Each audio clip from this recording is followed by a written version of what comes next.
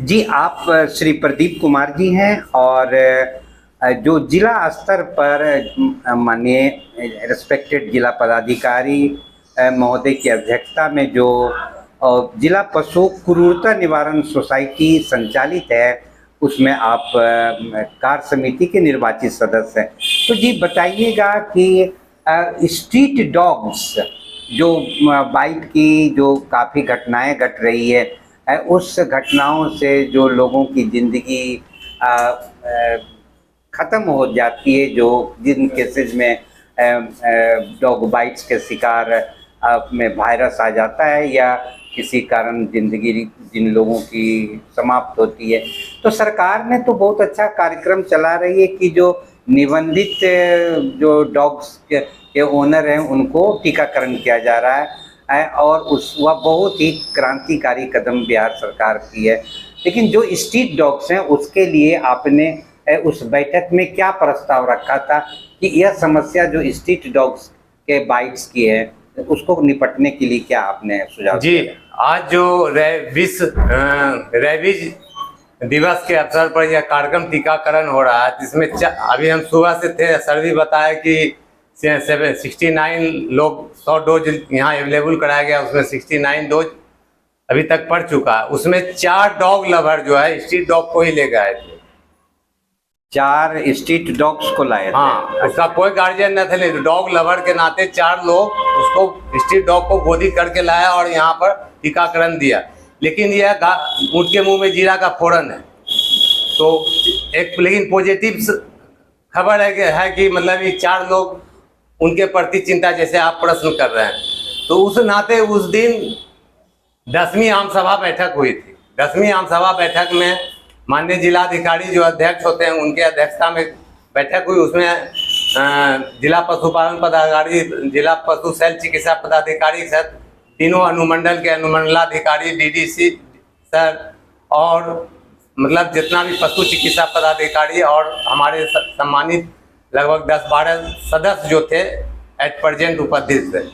तो बैठक में बैठक की संपुष्टि, उसमें नगर निगम से हम लोग डिमांड किए थे कि जो खुले में पशुबद्ध जैविक कचरा बिका जा रहा है उसका सूची दिया जाए, कहाँ कहाँ खुले में पशुबद्ध हो रहा है। क्योंकि पशुबद्ध जहाँ स्थल जो भी चिन्हित है ट्रेड लाइसेंस एक्ट के तहत नगर निगम में संचालित, जो ट्रेड लाइसेंस किसी को नहीं मिला हुआ, हम आरटीआई से भी मांगे थे, तो जो सूचना दिया गया नगर निगम मुंगेर के द्वारा कि किसी को भी लाइसेंस निर्गत नहीं किया, सब गैर कानूनी है। और जैविक कचरा जो बिका, जो पशुबद्ध हो रहा है मुंगेर नगर निगम क्षेत्र में, वह सब अवैध से किया जा रहा है। हाँ, अच्छा जी। बिहार नगर पालिका एक्ट 2007 के तहत जो ट्रेड लाइसेंस एक्ट है, उस एक्ट के तहत जहाँ भी पशुबद्ध होगा वह लाइसेंस लेकर एक पर्दा के आड़ में और एक जानवर के सामने दूसरा जानवर को नहीं काट करके, तभी क्या होता है रोड पर ही काट दिया जाता है। स्कूल का बच्चा जाता है तो उससे हिंसा हुआ।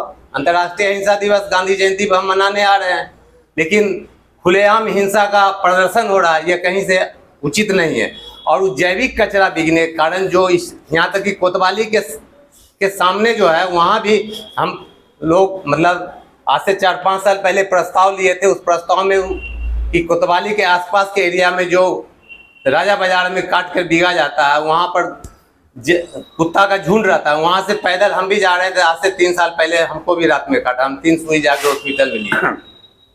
तो उसके लिए प्रस्ताव अनुपालन के लिए नगर निगम आयुक्त को बोला गया, लेकिन कोई प्रस्ताव या अनुपालन क्या प्रस्ताव लिया गया था?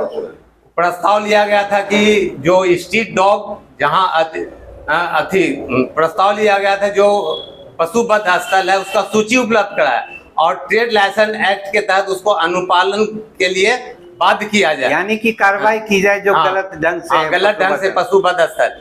और रहा स्ट्रीट डॉग, तो सर भी बताए और हम लोग आज उस बैठक में भी प्रस्ताव लिए कि एबीसी मतलब एनिमल बर्थ कंट्रोल के तहत एक अभियान संयुक्त रूप से बिहार सरकार और स्वतंत्र इकाई स्वायत्त इकाई है नगर निगम नगर परिषद, वह अपने अपने स्तर से पहले पशु चिकित्सा पदाधिकारी हर नगर निगम में 1 या 2 नियुक्त होते थे। आज पद रिक्त है, लेकिन एक भी पशु चिकित्सा पदाधिकारी नगर निगम में या जमालपुर में या मुंगेर में या जो नवगठित है वो कहीं नहीं है। तो उसके कारण से भी एक समस्या। काजी हाउस अतिक्रमित है मुंगेर में। काजी 2 हाउस काजी क्या होता है? अड़गड़ा, जहाँ आवारा पशु पक्षी को पशु को रखा जाता था। एक अड़गड़ा यहाँ पर कासिम बाजार में कुमकुम देवी जो यहाँ के माननीय मेयर है उनके घर पास वो अतिक्रमित है। हम लोग प्रस्ताव दिए हैं कि स्थानीय सीओ सर और नगर आयुक्त के संयुक्त अभियान से उसको अतिक्रमित और एक कराया जाए। हाँ, कराया जाए और वहाँ पुनः व्यवस्थित ढंग से अड़गड़ा को चालू कराया जाए। और गौशाला में भी जो अतिक्रमण है और 30-32 दुकान चल रहा है, हम RTI से मांगे थे गौशाला में पिछले 3 साल में प्रस्ताव में भी पारित थे पिछला कि SP सर के आदेश के या पशु क्रूरता निवारण समिति के बैठक में हुआ था, जो पशु के द्वारा पकड़ा गया है जानवर और उसको गौशाला में रख दिया, गौशाला में भूखे मर गया। तो आप कितना FIR में, एक FIR में 50 गाय को पकड़े और उसको रख दिए गौशाला में, मुंगेर के गौशाला हवेली खड़गपुर या मुंगेर गौशाला यहाँ, और कुछ दिन के बाद 50 गाय घट करके 20 हो गया। तो 30 गाय जो वहाँ मरा, किस स्थिति में मरा, उसका भरण पोषण किस स्तर से हुआ कि भूखे मर गया, यानी जेल में मर गया। तो उस हिसाब से अगर वो मरा वहाँ है तो उसका पोस्टमार्टम हुआ या नहीं, RTI वह आज तक रिपोर्ट कहीं स्तर से नहीं दे रहा है। आपने RTI मांगी थी? हाँ मांगी थी, राष्ट्रीय योजना आयोग में भी हम किए हुए हैं। तो अल्टीमेट हम स्ट्रीट डॉग्स बाइट पर आते हैं। आपने सुझाव दिया है कि स्ट्रीट डॉग्स का जो प्रजनन है उसको नियंत्रित किया जाए और स्ट्रीट डॉग्स के टीकाकरण की व्यवस्था सरकार सुनिश्चित करे। हाँ, टीकाकरण इसमें जैसा सर भी उस दिन बताए थे, जिला पशुपालन विभाग DHO और VS सर भी बताए थे कि अगर हम कोई स्ट्रीट डॉग को टीका लगा दिए, लगाने के बाद वो उसको कोई दूसरा स्ट्रीट डॉग फिर काट लिया तो फिर वो उसको फिर से वैक्सीन देना पड़ेगा। तो टैगिंग सिस्टम है, टैगिंग सिस्टम अभी गाँव में चल रहा है और पशु गणना भी हुआ है। पशु गणना के हिसाब से जो जिस एरिया में जिस टाइप का जो पशु है, अभी पशु गणना रिपोर्ट नहीं आया है, तो उस तरह से जैसे जनगणना के बाद सरकार का योजना बनता है, उसी प्रकार पशु गणना के आने के बाद किस पशु के लिए कैसा योजना बने उस सरकार के स्तर से निर्णय लिया जाता है। तो इस बार का पशु गणना का रिपोर्ट फाइनल अभी नहीं आया, पशु गणना हो गया। तो मैंने आप चाहते हैं कि डॉग्स का भी टैगिंग हो? हाँ, टैगिंग हो, जिससे कि उसके प्रजनन को नियंत्रित किया जा सके। हाँ, और उसका जो जब उसका टीकाकरण हो या बर्थ कंट्रोल हो तो पता चल जाए कि इसका नसबंदी हो चुका है। ठीक है, थैंक यू।